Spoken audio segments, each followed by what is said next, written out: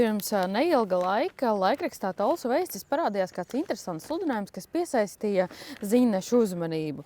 Tas stāsta par to, kādas piena upes savulaik lījušas Dundagā, kādi labumi un brīnumi šeit bijuši, un arī šobrīd aicina Dundagas patriotus pagastā, Latvijā un visā pasaulē apvienoties Dundagas lauksaimniecības biedrības darbības atjaunošanas sapulcē, kas notiks marta vidū.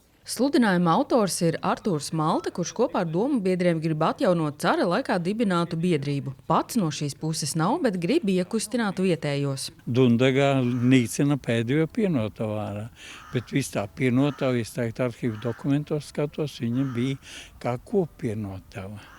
Un viņa bija jādod biedrībai. Sanākot kopā, mēs atjaunojam biedrību, atjaunojam krājasdevu sabiedrību, atjaunojam patērētāju biedrību, savu veikalu, savu kasi. To visu jūs mudināja darīt tas, ka Dundagas pienotavai ir maksāt nespēju un viņi mēģina visu Es nesaprotu, kā viņi var būt maksāt nespēju, jo faktiski īpašnieks stāv jūsu priekšā. Kā viņi varēja to darīt, ja 40. gada 17. jūnijā ienāca Mirotvorci un visu atņēma, tad uz šo momentu viņa bija jādod.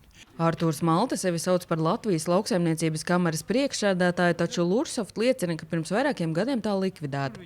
Pēc sludinājuma daži interesanti esot, bet ziņnešu sastaptie dundadznieki atzīst, ka kungu nopietni neņem un 20. martā iesaistīties neplāno.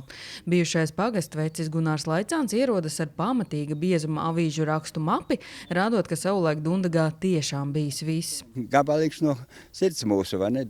Reizē to Dundagas pienotavas likvidācija, tie dundadznieki īpaši ļoti pārdzīvoja to. Un es esmu pilnīga pārliecība, un es esmu runājis ar ļaudīm, kas tur strādāja, mēs varējām noturēt šo pienotavu un strādāt vēl šodien. Protams, izmainot pieeju. Dundadznieks Kārlis Kanstons atzīst, ja būtu nauda, pats nedomājot Dundagas pienotavu nopirktu, taču tas prasa milzu investīcijas. Manis tas redzējums, kā šis varētu izskatīties, tā pie sev domājot, ir atvērtā tipa tāda turisma iestāde, piena vēstniecība, kur ražo piena produktus. Tepat blakām ir liels kāzu vieta, atnāk jaunais pāris, viņš ir uztaisīt savu pirmo sielu ritu, ko pēc gada, atbraukt un saņemt. Kārlis min, ka telpa šeit neļauj veikt lielu ražošanu. Arī viņš redz nelielu ražotni līdzīgu mājražotājiem, kas tomēr dotu darba vietas un celtu godā ēkas vēsturisko vērtību. Šai vietā ir perspektīvas, uzskatu, bet viss sadurās, diemžēl, tais resursos. Jā. Tie nav 30 un tie nav 3000, bet tie ir vismaz 300 000 un plus, jā, vēl tikpat. Jo tu nevari šeit sākt ar kaut kādu mazumu. Šeit ir uzreiz visa ēka, kas ar tev kaut ko jādara. Kamēr līdz ar piena kooperatīvu darbības beigām un smago vasaru barības sagādē daļa piemājas saimniecību savus ganāmpulkus likvidēja, tikmēr Jānis Zadiņš, kurš vadīja Dundagai leģendāro pienotavu, turpina saimniekot. Ir, protams, saistības, ir ieguldīts, ir investēts saimniecībā, un līdz ar to man tāda opcija pārtraukt nepastāv. Viņam arī vienam no retiem Latvijā vēl brūnās govis. Jānis Zadiņš uzskata, ka pienotavas stāsts var turpināties, taču jāsakrīt vairākiem apstākļiem.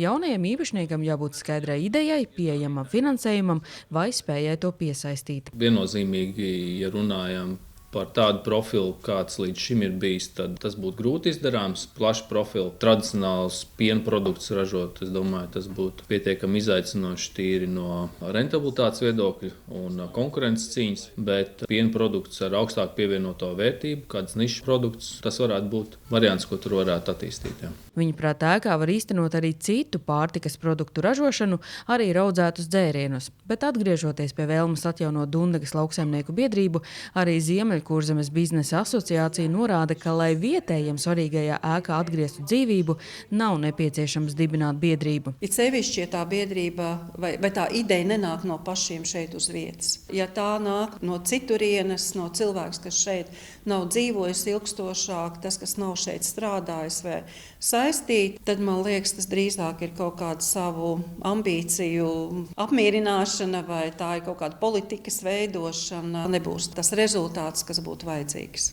Taču tas, ko vietējie iedzīvotāji gan varot darīt, ir domāt, meklēt un uzrunāt cilvēkus, kam ir biznesa ideja un spēja to īstenot, un kā vietēji atbalstīt ar nepieciešamajiem resursiem. Tikmēr bez rezultāta noslēgusies Dundagas pienotavas izsole. Marta beigās būs nākamā, bet šoreiz jau ar lejupējošu cenu. Sanita Liepiņa, Terēza Matisone, speciāli 360 TV ziņnešiem.